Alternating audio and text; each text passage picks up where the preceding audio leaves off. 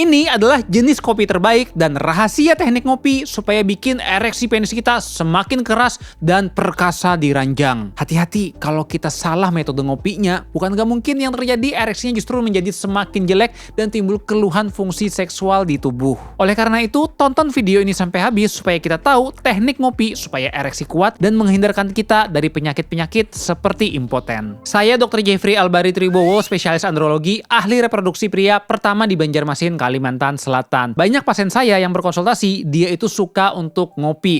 Tetapi sayangnya mereka itu sering ngopi dengan cara dan teknik yang salah. Alhasil yang terjadi justru disfungsi ereksinya semakin berat. Berikut ini adalah metode bagaimana cara ngopi terbaik supaya kita bisa sehat, perkasa, kuat di ranjang. Oke, kita akan membukanya dengan membahas apa sih manfaat dari ngopi ini. Dalam secangkir kopi itu sebetulnya ada kandungannya kafein.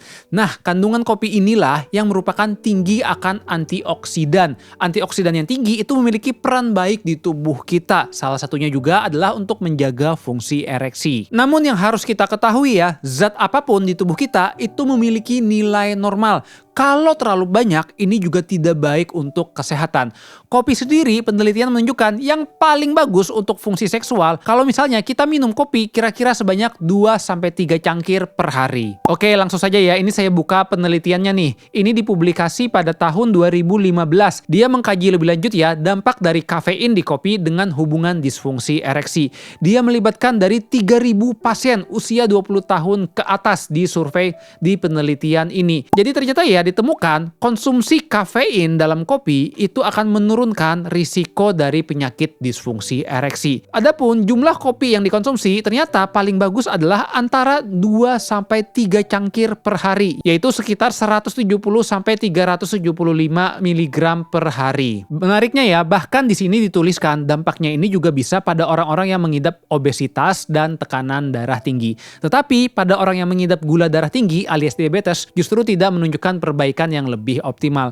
Kenapa hal ini bisa terjadi? Karena tadi kalau gula darah tinggi itu sering mengakibatkan gangguan ereksinya menjadi semakin berat. Makanya saran saya kalau misalnya kita mengidap penyakit diabetes, gulanya harus terkontrol. Sementara itu, pada penelitian lain yang mengevaluasi bagaimana nih dampak dari ngopi ini dengan hormon testosteron pria, ditemukan hasil sebagai berikut. Jadi ya di sini dituliskan kalau ternyata kafein yang terlalu banyak justru bisa berkontribusi untuk penurunan hormon testosteron. Makanya yang saya sebutkan di awal, konsumsi kopi pun sebaiknya juga jangan terlalu banyak. Kita idealnya maksimal banget dalam sehari itu 3 cangkir. Kalau misalnya kita nyaman 2-3 cangkir per hari nggak ada masalah. Tapi kalau misalnya kalian justru enaknya 1 cangkir, ya itu tentu tidak ada masalah juga dibandingkan kalian memaksa untuk membanyakkan cangkir kopi tetapi kalian malah tidak nyaman. Baik, sekarang kita akan membahas ya, kira-kira jenis kopi apa sih yang paling bagus untuk menjaga fungsi ereksi kita? Jadi ya, kandungan yang paling bagus tentu itu adalah di kafein dalam kopinya, karena kafein inilah yang memiliki dampak baik untuk kesehatan tubuh pria. Masalahnya adalah sekarang ini ya, orang kalau ngopi bukan hanya ada kandungan kafeinnya, tetapi juga ada tambahan plus-plusnya. Contohnya kita konsumsi misalnya kopi susu gula aren, udah ada tambahan susu, tambahannya lagi gula aren. Bayangin dalam 1 cangkir kopinya tuh berapa tinggi kandungan gulanya. Selain itu kadang kita suka beli kopi saset. Kopi saset kalau kita baca ya, kandungan gulanya itu juga cukup tinggi. Ada yang sampai 10 gram ke atas, bahkan ada yang sampai 15-20 gram. Kandungan gula yang terlalu tinggi ini merupakan musuh besar bagi fungsi ereksi pria. Makanya saran saya kalau pria ingin menjaga fungsi ereksi dari ngopi, sebaiknya pilih kopi dengan kandungan gula terendah. Bahkan kalau misalnya kita tanpa gula itu jauh lebih baik. Biasanya ya saran saya kalau kita konsumsi kopi, coba deh pertimbangkan konsumsinya misalnya americano, espresso, atau kalau misalnya kita pengen yang ada rasa, boleh pertimbangkan yang latte. Kemudian kadang kita itu kalau ngopi, hobinya itu adalah ada temennya, yaitu adalah sebatang rokok. Nah, rokok ini juga ya yang merupakan sumber penyakit. Saran saya ngopi bagus, tapi coba tanpa temennya rokok ini, karena rokok ini musuhnya fungsi penis, dia merusak pembuluh darah penis. Lalu untuk jenis kopi sebetulnya bebas ya, pada prinsipnya adalah yang mengandung kafein dan minim akan gula. Tetapi hati-hati saran saya, jangan mudah tergoda dengan produk-produk kopi yang mengklaim bisa memperbaiki ereksi instan.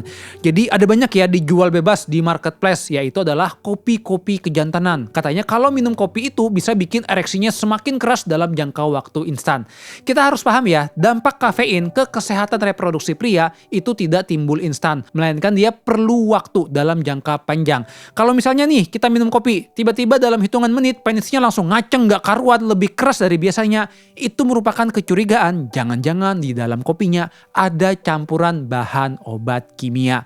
Dan ini sudah dibuktikan ya oleh temuan BPOM. Jadi BPOM itu selalu menyidak dan menemukan temuan di pasaran kopi-kopi yang dijual bebas mengklaim memperbaiki ereksi, ternyata ada campuran bahan obat kimia seperti kandungan sildenafil, tadalafil, bahkan seperti paracetamol.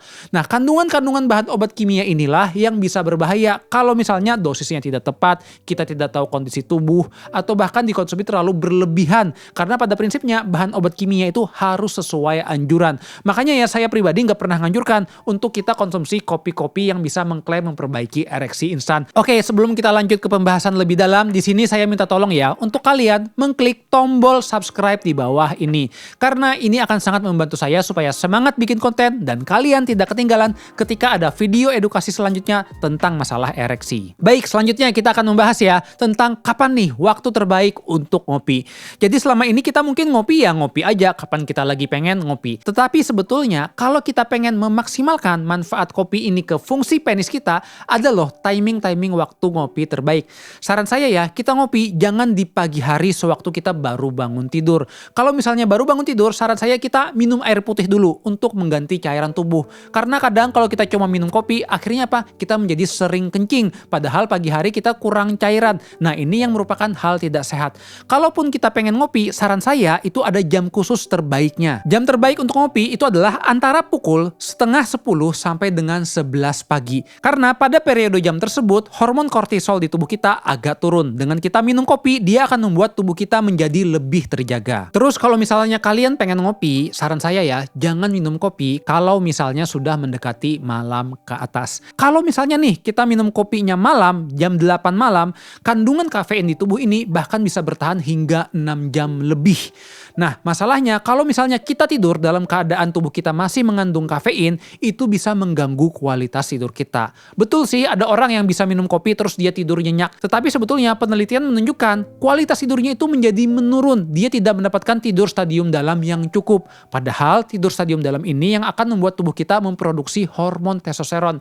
Makanya saran saya, paling telat banget kita ngopi itu sebaiknya sore. Kemudian sebagai informasi tambahan ya, ada istilahnya kafein untuk pre-sex. Jadi kita sebelum berhubungan seksual, kita minum kopi dahulu. Memang dampak dari kafein dalam kopi ini, dia membantu ya tubuh untuk menstimulasi kita menjadi konsentrasi, fokus, bersemangat, terjaga. Nah, makanya pada orang-orang biasanya mereka yang mau berhubungan seksual, kadang dengan minum kopi 30-45 menit sebelumnya, itu sangat membantu performa tubuhnya menjadi lebih perkasa di ranjang. Oke, itu tadi tentang manfaat ngopi. Tetapi hati-hati loh, ada juga pada beberapa orang yang sebaiknya dikurangi ngopinya. Yaitu kalau kalian misalnya menderita beberapa kondisi khusus. Yang paling sering itu adalah kondisi penyakit asam lambung.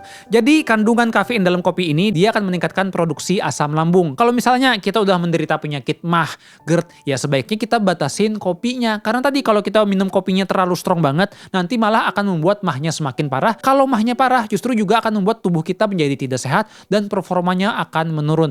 Makanya saran saya kalau kita udah punya penyakit MAH, sebaiknya kalau misalnya ngopi kita harus menjaga juga makanan kita. Hindari pula rokok karena itu bisa memperberat dari MAH-nya tadi. Lalu buat kalian juga ya yang udah mengidap penyakit gangguan tidur alias insomnia. Sebaiknya kalau misalnya kita udah mengidap gangguan tidur, hindari penggunaan kopi khususnya di sore atau malam hari. Karena kalau kita minum kopi, bukan nggak mungkin kita akan menjadi semakin sulit tidur. Durasi tidur kita menjadi pendek dan kualitasnya pun semakin jelek. Karena kualitasnya jelek dan durasinya pendek, maka kita tidak mendapatkan manfaat tidur baik untuk ke arah penis kita. Kemudian juga harus hati-hati ya pada orang yang males minum air putih. Jadi kopi itu sering bikin efek namanya diuretik atau membuat kita menjadi lebih sering kencing. Kalau misalnya kita jarang minum air putih, yang terjadi tubuh kita justru akan dehidrasi. Makanya kalau kita ngopi sebaiknya cukupi juga konsumsi dari air putih kita. Terakhir juga ada ya pertimbangan hati-hati khususnya pada orang yang menderita darah tinggi alias hipertensi.